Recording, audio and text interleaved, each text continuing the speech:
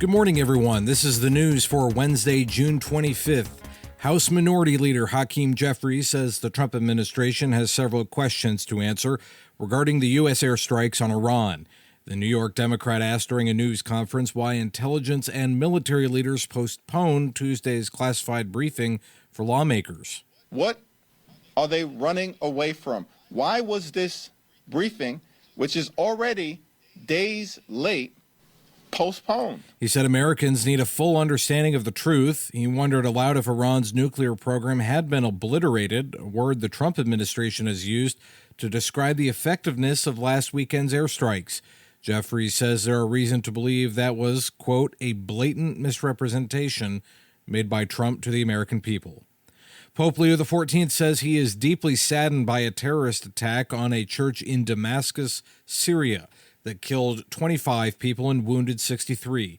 The attack took place on Sunday during a Corpus Christi liturgy at the Greek Orthodox Church of St. Elias, when armed men opened fire and one detonated a suicide bomb. 2 parishioners managed to prevent a larger explosion.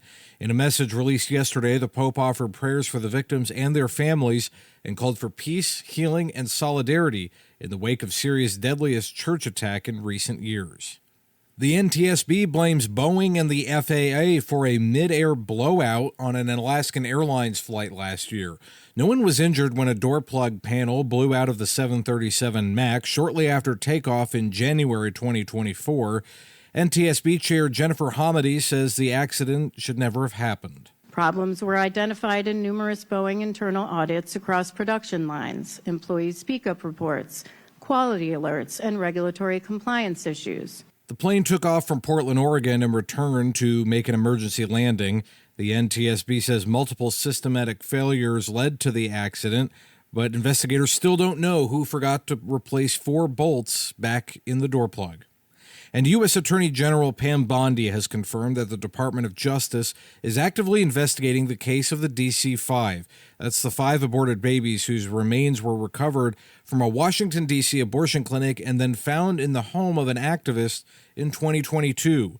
During a House hearing, West Virginia Representative Riley Moore pressed Bondi on whether the deaths may have violated federal laws banning partial birth abortion and infanticide. Bondi said she couldn't share details due to the ongoing investigation. The remains were linked to a late-term abortion clinic and were obtained by pro-life activists, including Lauren Handy, who was later pardoned by President Trump. I'm Matthew Handley. Now back to Morning Offering.